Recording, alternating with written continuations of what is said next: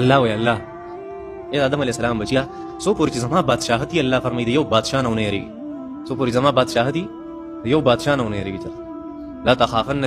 من ذی سلطان ما دام سلطانی باقیہ زما بادشاہت سو پوری باقی الله فرمایي کنه ترای پوری یو بادشاہ نه ونی یریږي او سلطانی لا ينفذ ابدا او زما بادشاہت چرتم نه ختمیږي الله جل شانه فرمایي زما بادشاہت چرتم نه یا ابن آدم لا تخافن من ضيق الرزق وخزائني ملآن اے آدم علیہ السلام بچیا چرته دینونه یریږي چې زما د خېټې بس کې زبا وګه تګه مړ شمه لا تخافن من ضيق الرزق د رزق تنگستیا نه مې یریږي ولې الله جل شانه خزائني ملآن زما خزانه ډکې ته دین یریږي چې مال بسرانه کې الله جل شانه وخزائني لا تنفذ ابدا زما خزانه چرتم نتشيږي الله جل شانه فرمایي یا ابن آدم خلقتك للعباده فلا تلعب اے آدم علیہ السلام بچی ته ما د عبادت لپاره پیدا کړې لوبه مکوا الله جل شانه یا ابن آدم اے آدم علیہ السلام بچی خلقتك للعباده تما د عبادت لپاره پیدا کړې فلا تلعب ته بیا سم کوا لوبه مکوا وضمنت لك رزقك فلا تتعب او ستاسو رزق ذمہواری ما غسته تزان ول استړی کې تزان ول استړی کې چې حرام او حلال نه ګوري او سکه باغی پس منډي وي بیا الله جل شانه فرمای ما چې ستاسو لپاره تقسیم کړی دی په دنیا کې او ته دغه لپاره حلال مهنت کو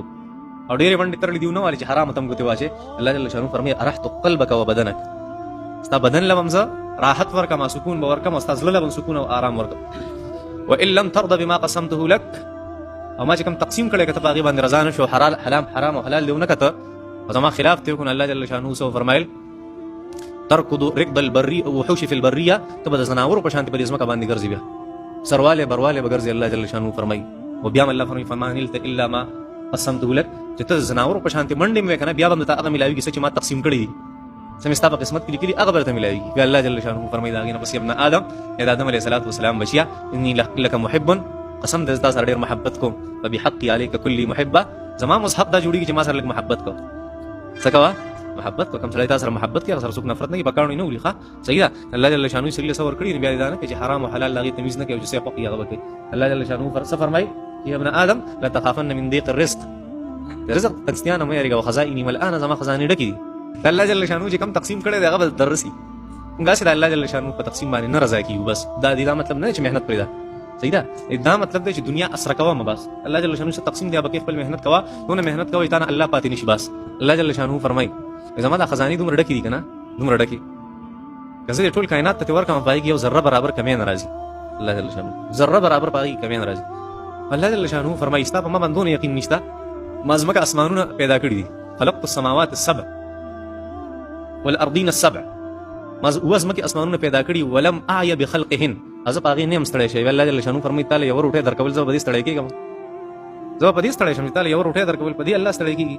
الله جل شانو پدی نه ستړی کیږي ها وایي پدی خبر وای الله جل شانو فرمایي وین خفتم عائلتن چرتم دسمه کوي چې الله جل شانو تاسو د خلکو د پاره پرې دي خلک پرې دي د الله جل شانو د پاره تاسو د الله په نوم باندې غیرت کو زماري په خپل رب باندې قسم چې دا قران نازل کړي الله جل شانو بس پتا سو غیرت کوي که چرته الله پرې خو د خلکو د پاره الله جل شانو بم نورم د خلکو خو ته ورغورځي او ذلیل او رسوا بم کی وريات سره ځان سره یاد ساتي دا لیکل صحیح الله جل شانو فرمایي خفتم عائلتن دین یریږي چې غریبانان بشونه نه فسوف یغنیکم الله من فضله الله جل شانو بزرت استړي مال دولت تر کې صحابه کرام لور اے مالفه اغیله ورکو بغیر د جهاد نه مال دولت ملاو شو د ایران خزانه اغیله ملاو شو جزیه او ټکسونه تمام اغیله ملاو شو کاروبارونه د اغي بهترین شو دا خلک دي جوړ صحابه کرام ولې الله نه پرې خو خلکو د بارخه نبی الله جل شانو فرمایي ان شاء د مال دولت په کوم زما خو خشوا زما خو ځکه الله جل شانو فرمایي ما ته پته راکنه ان الله علیم حکیم الله وز پوی ام حکمت والے پوی حکمت والے سم تاسو حالات ته ګورم او دغه مطابق فیصله کوم دي ته علم او حکمت څه ته وي علم او حکمت الله کریم کوم چې الله جل شانو ما کیس چلې چې زه تهجد کوم زه 15 وخت منځم کوم ذکر اسکار کوم مونږ سوچ کو په شریکه